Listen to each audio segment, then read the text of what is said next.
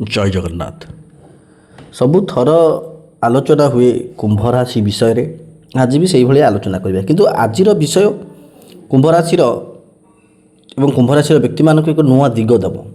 ଦେଖନ୍ତୁ, ଏଇ ଯେଉଁ ଅଗଷ୍ଟ ମାସର ରାଶିଫଳ ମୁଁ କହିବାକୁ ଯାଉଛି, ମୁଁ ସର୍ବଦା ଶାସ୍ତ୍ର ନିହିତ ଏବଂ ଶାସ୍ତ୍ର ପ୍ରମାଣଗତ କଥା କୁହେ।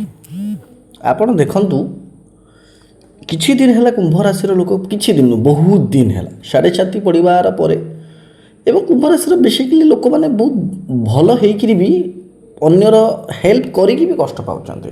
କୁମ୍ଭ ରାଶିର ଲୋକ ବହୁତ ଦିନ ହେଲା ସେମାନେ ଅର୍ଥ କ୍ଷେତ୍ରରେ, ପରିବାର କ୍ଷେତ୍ରରେ, ଶାରୀରିକ ମାନସିକ ପୀଡ଼ା ସମସ୍ତେ କହୁଛନ୍ତି, ୟୁଟ୍ୟୁବରେ ଦେଖୁଛନ୍ତି, କିଏ କେଉଁଠି ଜାତକ ନେଇକି ଦେଖୁଛନ୍ତି ଆପଣଙ୍କର ଭଲ ଦିନ ଆସୁଛି, ଭଲ ଟାଇମ୍ ଆସୁଛି।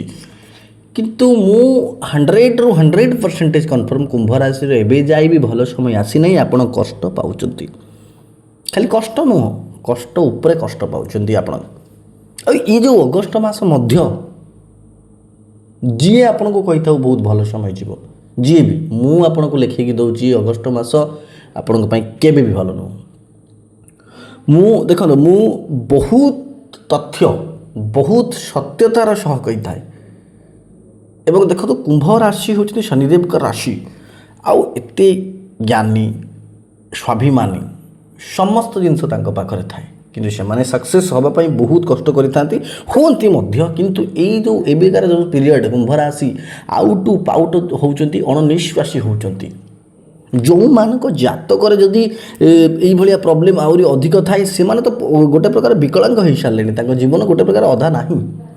ତ ଆଜି ମୁଁ ଆଲୋଚନା କରୁଛି ଯେଉଁ ଗୋଚର କୁଣ୍ଡଳୀ ଆପଣ ଦେଖନ୍ତୁ, ତାପରେ ମୁଁ ଆପଣଙ୍କୁ ଲଜିକାଲି କହିବି। ପ୍ରଥମେ ଆପଣ ଆପଣଙ୍କର ଗୋଚର କୁଣ୍ଡଳୀ ଦେଖନ୍ତୁ। ଆପଣଙ୍କର ଗୋଚର କୁଣ୍ଡଳୀ ମୁଁ ଆପଣମାନଙ୍କ ଆଗରେ ଦେଖାଉଛି।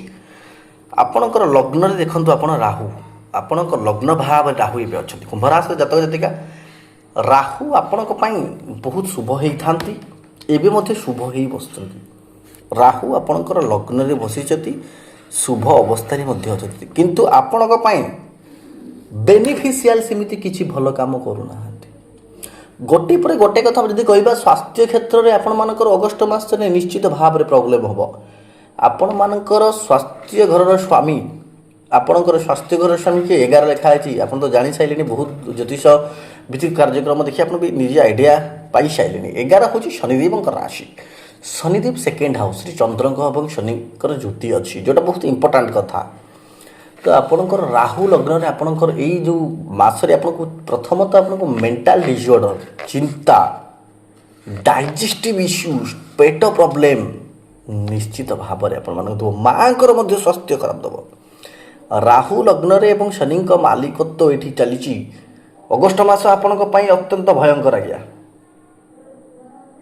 କିନ୍ତୁ ଯେଉଁମାନେ ପ୍ରତିକାର ଅଲରେଡ଼ି କରୁଛନ୍ତି ତାଙ୍କ ପାଇଁ ଭୟଙ୍କର ନୁହଁ, ତାଙ୍କ ପାଇଁ ତ ସୁନା।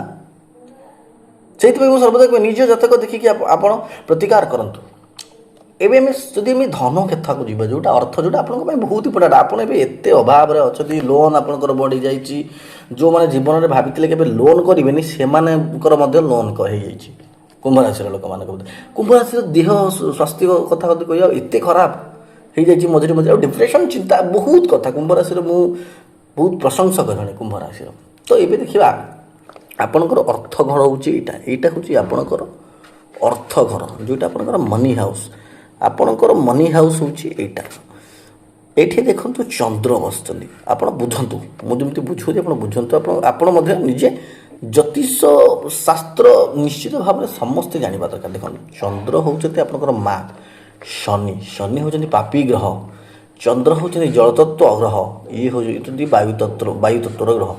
ଆପଣଙ୍କୁ ଗୋଟେ ନର୍ମାଲି ଲଜିକାଲି କଥା କହୁଛି, ଗୋଟେ ଜଳ ସାଥିରେ ଯଦି ପବନ ଆସେ, ସେତିକିବେଳେ ଭୂମିକମ୍ପ କେତେବେଳେ ହୁଏ? ଯେତେବେଳେ ମାଟି ଅତଡ଼ା ଖସେ, ପବନ ଆସିଲେ ତାପରେ କ'ଣ ହୁଏ?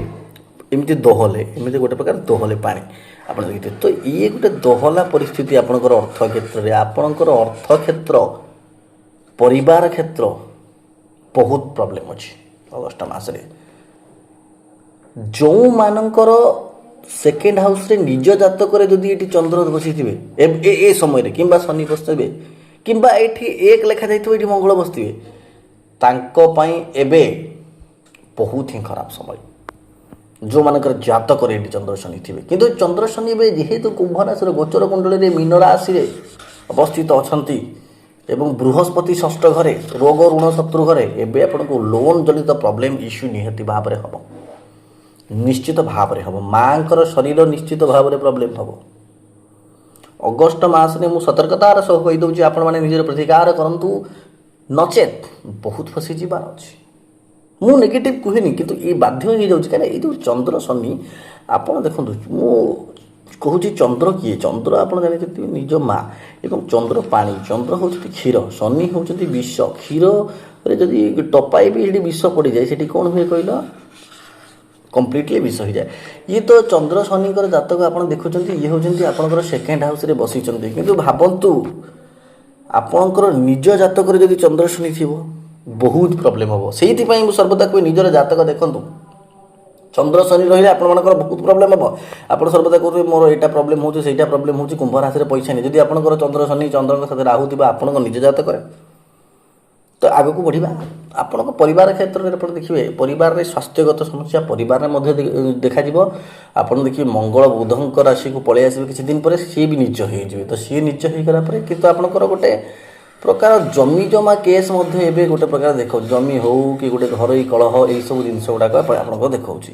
ପଞ୍ଚମ ଘରେ ବୁଧ କିନ୍ତୁ ପଳେଇ ଆସିବେ ଷଷ୍ଠ ଘରକୁ, ନିଜ ହେଇକି ମଧ୍ୟ ବୁଧ ପଳେଇ ଆସିବେ ଚନ୍ଦ୍ରଙ୍କ ରାଶିରେ। ତ ଆପଣମାନେ ଦେଖିବେ ଗୋଟେ ପ୍ରକାର ସେଇ ଟାଇମ୍ରେ ଅଟୋମେଟିକ୍ ଆପଣମାନଙ୍କର ଘରେ କିଛି ନା କିଛି ପ୍ରୋବ୍ଲେମ୍ ହେବ, ଯେଉଁଥିରେ ଆପଣଙ୍କୁ ସେଇଠି ପ୍ରୋବ୍ଲେମ୍ରେ ପକାଯିବ ଏବଂ ଆପଣଙ୍କୁ କେହି ଭଲ ପାଇବେନି ସେଇ ଟାଇମ୍ରେ। ଅର୍ଥାତ୍ ଆପଣଙ୍କୁ ଯେତିକି ଯଥାର୍ଥତା, ଯେତିକି ମିଳିବା କଥା ସମ୍ମାନ, ଆପଣଙ୍କ ଘରୁ ମଧ୍ୟ ସେତିକି ମିଳିବନି।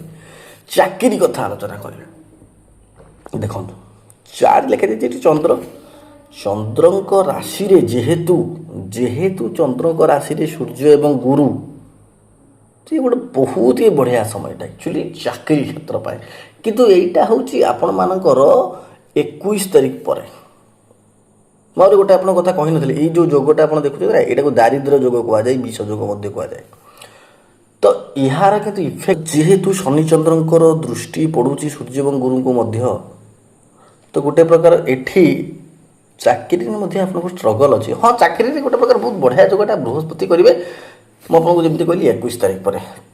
ଆମେ ଯଦି ଆଲୋଚନା କରିବା 7th ହାଉସ୍ କଥା, ଆପଣଙ୍କର ବିଜନେସ୍ ଘର କଥା, ଆପଣଙ୍କର ପତି ପତ୍ନୀଙ୍କ ଘର କଥା, ଏଠି ସୂର୍ଯ୍ୟ ହେଉଛନ୍ତି ମାଲିକ, ସୂର୍ଯ୍ୟ ସୃଷ୍ଟ ଘର। ଏଠି ହେଲ୍ଥ ଇସ୍ୟୁ ଟିକେ ଅଧିକ ଦେଖାଯାଉଛି। ଆପଣଙ୍କ ସ୍ତ୍ରୀଙ୍କର କିମ୍ବା ଆପଣଙ୍କର ସ୍ୱାମୀଙ୍କର ମଧ୍ୟ ହେଲ୍ଥ ଇସ୍ୟୁ ହୋଇପାରେ। ଅଷ୍ଟମ ଘରେ ଶୁକ୍ର ଦେଖନ୍ତୁ, ଏଠି କନ୍ୟା ରାଶିରେ ଶୁକ୍ର ବସିଛନ୍ତି ପିଲାର ଘରେ, ନିଶ୍ଚିତ ଭାବରେ ଆପଣମାନଙ୍କ ପ୍ରୋବ୍ଲେମ୍। ଏଇଠି ଆପଣଙ୍କର ଦେଖନ୍ତୁ କ୍ୟାରିୟର ଭାବରେ ଏଠି ମଙ୍ଗଳ ଏଠି ପଳେଇ ଆସିବେ ପଞ୍ଚମ ଭାବକୁ। ତ ଗୋଟେ ପ୍ରକାର ସ୍ୱାସ୍ଥ୍ୟଗତ ସମସ୍ୟା, ଅର୍ଥଗତ ସମସ୍ୟା, ତତ୍ସହିତ ଆପଣଙ୍କର କ୍ୟାରିୟରରେ ଉତ୍ଥାନ ପତନ, ବଡ଼ ଅଦଳ ବଦଳ, କୌଣସି ଏକ କାର୍ଯ୍ୟରୁ ଆପଣ ନିଶ୍ଚିତ ଭାବରେ ଏମିତି ଗୋଟେ ଫସିଯିବେ। ଏବଂ ହଁ, ଆଉ ଗୋଟେ କଥା, ଆପଣଙ୍କ ପିତାଙ୍କ ସାଥିରେ ମଧ୍ୟ ଆପଣଙ୍କର ଏ ସମୟରେ ଗୋଟେ ଖରାପ ରିଲେସନ୍ ହୋଇପାରିବ, ଯାହା ଲାଗୁଛି ଖରାପ ରିଲେସନ୍ ହେବ ଏବଂ ଆପଣଙ୍କର ମାଆଙ୍କର ସ୍ୱାସ୍ଥ୍ୟ ଖରାପ। ତ କୁମ୍ଭ ରାଶିରେ 7.5 ପୋଜିସନ୍ ଏବଂ କୁମ୍ଭ ରାଶିରେ ଯେଉଁ ଗୋଚର କୁଣ୍ଡଳୀ ଏବେ ଆପଣ ଦେଖିଲେ ରାହୁ ଲଗ୍ନରେ ଚନ୍ଦ୍ର ଶନି, ଏଇଟା ଗୋଟେ ବହୁତ ଖରାପ ଯୁଗ। ଏକ୍ଚୁଆଲି ଆଧ୍ୟାତ୍ମିକ କ୍ଷେତ୍ର, ଆପଣଙ୍କ ଫ୍ୟାମିଲି କିନ୍ତୁ ଆଧ୍ୟାତ୍ମିକ କ୍ଷେତ୍ରରେ ଚାଲିଯିବ, ଆପଣ ମଧ୍ୟ ଆଧ୍ୟାତ୍ମିକ କ୍ଷେତ୍ରରେ ଯିବେ। ଦେଖନ୍ତୁ ରାହୁ ଲଗ୍ନ ଚନ୍ଦ୍ର ଶନି ସେକେଣ୍ଡ ହାଉସ୍, 4th ହାଉସ୍ରେ ନିଚ ମଙ୍ଗଳ, ପଞ୍ଚମ ହାଉସ୍ରେ ବୁଧ ପଳେଇବେ ଷଷ୍ଠ ଘରକୁ, ବୁଧ ସେଇଠି ନିଚ ହେଇଯିବେ। ବୃହସ୍ପତି ଏଠି ଉଚ୍ଚ ହେଲେ ମଧ୍ୟ, ବୃହସ୍ପତିଙ୍କ ସହିତ ଏପଟେ ସୂର୍ଯ୍ୟ ଅଛନ୍ତି, ସୂର୍ଯ୍ୟ ମଧ୍ୟ ଉଚ୍ଚ ହେଲେ ମଧ୍ୟ ଏଠି ଶନିଙ୍କର ଦୃଷ୍ଟି ଏଠି ଖରାପ କରିଦେଲା। ଦେନ୍ ଆପଣ ଦେଖିଲେ କେତୁ ଆପଣଙ୍କର ସପ୍ତମ ହାଉସ୍ରେ ବସିଲେ ସୂର୍ଯ୍ୟଙ୍କ ରାଶିରେ, ସୂର୍ଯ୍ୟ ଷଷ୍ଠ ଭାବରେ ଏବଂ ଅଷ୍ଟମ ଭାଗରେ ଶୁକ୍ର। ତ ଏଇ ଯେଉଁ ଗୋଚରିତ କୁଣ୍ଡଳୀ, ଏ ସମୟଟା ଆପଣମାନଙ୍କ ପାଇଁ ମୁଁ ଯଦି କହିବି ବିଲକୁଲ ନେଗେଟିଭ୍। ଏ ସମୟରେ କୌଣସି ଏକ ଡିସିସନ୍ ଆପଣ ନିଅନ୍ତୁ ନାହିଁ। କିଛି ଗୋଟେ ନୂଆ ବିଜନେସ୍ କରିବାରେ, କିଛି ଗୋଟେ ନୂଆ କାର୍ଯ୍ୟ କରିବାରେ, କି କିଛି ଗୋଟେ କରିବାରେ କୌଣସି ଏକ ଆପଣ ଡିସିସନ୍ ନିଅନ୍ତୁ ନାହିଁ ଏଇ ସମୟରେ, ଯେଉଁ ଡିସିସନ୍ଟା ଆପଣଙ୍କୁ ନିଶ୍ଚିତ ଭାବରେ ହଇରାଣ ପକାଇବ। କିଛି ଶୁଭ କାର୍ଯ୍ୟ କିମ୍ବା କୌଣସି ପ୍ରକାରର କିଛି ଗୋଟେ ଭଲ କାର୍ଯ୍ୟ ଏଇ ସମୟରେ ଆପଣ ଟିକେ ଏବେ ବନ୍ଦ କରନ୍ତୁ। ଏଇ ମାସଟା ବେସିକାଲି ମୁଁ କହୁଛି, ଏଇ ମାସ ଟାଇମ୍ରେ ଦେଖିବା 1ରୁ 25 ତାରିଖ ଯାଏ ନିଶ୍ଚିତ ଭାବରେ ଦୂରେଇ ଯାଉ, ମାନେ ଆପଣ ଟିକେ ଦୂରେଇ ରୁହନ୍ତୁ। ଆଉ ଗୋଟେ କଥା, ଇମ୍ପୋର୍ଟାଣ୍ଟ କଥା, ଆପଣ ଆପଣଙ୍କ ନିଜ ଜାତକ ଦେଖନ୍ତୁ। ଇଏ ଯେଉଁ ସମୟରେ ଆପଣ ଏଇଭଳିଆ ଖରାପ ଗୋଚର କୁଣ୍ଡଳୀ ଦେଖିଲେ ଏବେ ଆମର କୁମ୍ଭ ରାଶିରେ, କେବଳ କୁମ୍ଭ ରାଶିରେ ନୁହେଁ, ମକର ରାଶି ମଧ୍ୟ ବି ଖରାପ ଅଛି। ତ କୁମ୍ଭ ରାଶିରେ ଯାହାଙ୍କର କୁମ୍ଭ ରାଶି, ଆପଣ ନିଜ ଜାତକ ଖୋଲନ୍ତୁ। ଆପଣଙ୍କ ନିଜ ଜାତକରେ ରାହୁ କେଉଁଠି ଅଛନ୍ତି ଦେଖନ୍ତୁ, ମଙ୍ଗଳ କେଉଁଠି ଅଛନ୍ତି ଦେଖନ୍ତୁ, ଏବଂ ବୁଧ ଶୁକ୍ର ଗୁରୁ କେଉଁଠି ଅଛନ୍ତି ଦେଖନ୍ତୁ, ଚନ୍ଦ୍ର ଶନିକୁ ପ୍ରଥମେ ଆପଣ ନୋଟ୍ କରିଦିଅନ୍ତୁ। ଦେଖିବେ ସେମାନେ ଯଦି ଖରାପ ଥିବେ ଆପଣଙ୍କ ଜାତକରେ ଏ ସମୟରେ ଆପଣଙ୍କର ଅତ୍ୟରୁ ଅତ୍ୟଧିକ ପ୍ରୋବ୍ଲେମ୍ ହେବ।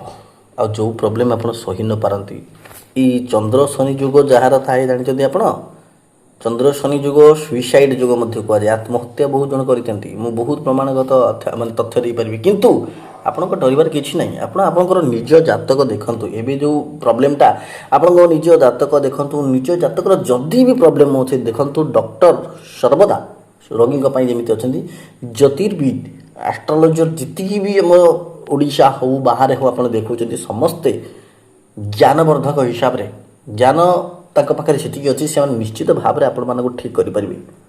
ବହୁତ କ୍ଲାଏଣ୍ଟ ଅଛନ୍ତି ମୋର ଯାହାଙ୍କର ଏଇ ଯୁଗ ଅଛି, କିନ୍ତୁ ସେମାନେ ଏବେ ବହୁତ ବଡ଼ ଆଚିଭମେଣ୍ଟ କରିଛନ୍ତି। ସେମାନେ ୱେଲ୍ଦି, ବହୁତ ବଡ଼ ବଡ଼ ଗାଡ଼ି ଚଲାଉଛନ୍ତି, ବହୁତ ବଡ଼ ଘରେ ରହୁଛନ୍ତି। ତ ଆପଣ ଆପଣଙ୍କ ନିଜର ଜାତକ ଯେଉଁ ମାନେ ଦେଖନ୍ତୁ, ଚନ୍ଦ୍ର ଶନି କେଉଁଠି, କେତୁ କେଉଁଠି, ରାହୁ କେତୁ ଯଦି ଖରାପ ଅଛନ୍ତି, ନିଶ୍ଚିତ ଭାବରେ ଆଷ୍ଟ୍ରୋଲୋଜରଙ୍କ ପରାମର୍ଶ କ୍ରମେ ଆପଣ ସେଇଟାକୁ ଠିକ୍ କରନ୍ତୁ, ନହେଲେ ତ ଜୀବନ ସାରା ଆପଣ କଷ୍ଟ ପାଇବେ। ହଁ, ଆମ ସାଥିରେ ଯେଉଁମାନେ କନସଲଟେସନ୍ କରିବାକୁ ଚାହୁଁଛନ୍ତି, କାଇଣ୍ଡଲି ଆପଣ ଟିକେ ଆଗରୁ ଫୋନ୍ କରନ୍ତୁ। ଆଗରୁ ଅର୍ଥାତ୍ ଆପଣ ହ୍ୱାଟ୍ସଅପ୍ କରିଦିଅନ୍ତୁ ଆପଣଙ୍କର details, birth details, time. Basically ଦେଖନ୍ତୁ, କୁମ୍ଭ ରାଶିର ଯେଉଁ ଜାତକ ବୃନ୍ଦ ମୋ ପାଖକୁ ପଠାନ୍ତି, ଫାର୍ଷ୍ଟ ତ କୁମ୍ଭ ରାଶି, ମୁଁ ବହୁତ ଇମୋସନାଲ୍ ହେଇଯାଏ କୁମ୍ଭ ରାଶିଙ୍କର ଏ ପରିସ୍ଥିତି ଦେଖି। ତ ଯେକୌଣସି ଲୋକ ବି ଆମକୁ ଜାତକ ପଠାଉଛନ୍ତି, ବାସ୍ ଟିକେ ଅପେକ୍ଷା କରନ୍ତୁ। ଆମେ ଚେଷ୍ଟା କରୁଛୁ ବହୁତ ଜଲ୍ଦି ଆପଣଙ୍କୁ କନସଲଟେସନ୍ ଆପଣଙ୍କୁ ଦିଆଯିବ। ଆପଣଙ୍କ ସାଥିରେ ଫୋନ୍ରେ କଥା କହିବା ଏବଂ ଆପଣଙ୍କର ପ୍ରତ୍ୟେକ ପ୍ରୋବ୍ଲେମ୍ ବୁଝିବା ଏବଂ ପ୍ରୋବ୍ଲେମ୍ର ପ୍ରତିକାର ନିଶ୍ଚିତ ଭାବରେ 100% ପ୍ରତିକାର କେମିତି କ'ଣ କରାଯିବ ସେଇଟା ଆମେ ଆଲୋଚନା କରିବା। କିନ୍ତୁ ଯେଉଁମାନେ ଧୈର୍ଯ୍ୟହରା ହେଇକି କହୁଛନ୍ତି ସାର୍ ଆଜି ଆପଣ ଦେଖିଦିଅନ୍ତୁ, ଆଜି ଦେଖିଦିଅନ୍ତୁ, ଦେଖନ୍ତୁ ବହୁତ କମ୍ ଚାର୍ଜ ନିଆଯାଉଛି ଆମର। ଦେଖନ୍ତୁ ବହୁତ କମ୍ ଚାର୍ଜ। ମୁଁ ଯେମିତି ବାହାରେ ମୋର ଅଲଗା କ୍ଲାଏଣ୍ଟ କି ଯେଉଁଥିରେ ମୁଁ ପଇସା ନେଉଛି, ଆପଣଙ୍କଠାରୁ ବହୁତ କମ୍ ପଇସା ନେଉଛି, ମାତ୍ର 399 ଟଙ୍କା ନେଉଛି। କିନ୍ତୁ ସବୁ କଥା ଆପଣଙ୍କର କହୁଛି। କିନ୍ତୁ ଆପଣଙ୍କୁ ମୋର ଗୋଟେ ରିକ୍ୱେଷ୍ଟ, ଆଜ୍ଞା ଟିକେ ଧୈର୍ଯ୍ୟ ଧରନ୍ତୁ। ଏଇଟା ଏଇ ହେଉଛି ଗୋଟେ ପ୍ରକାର ସେବା।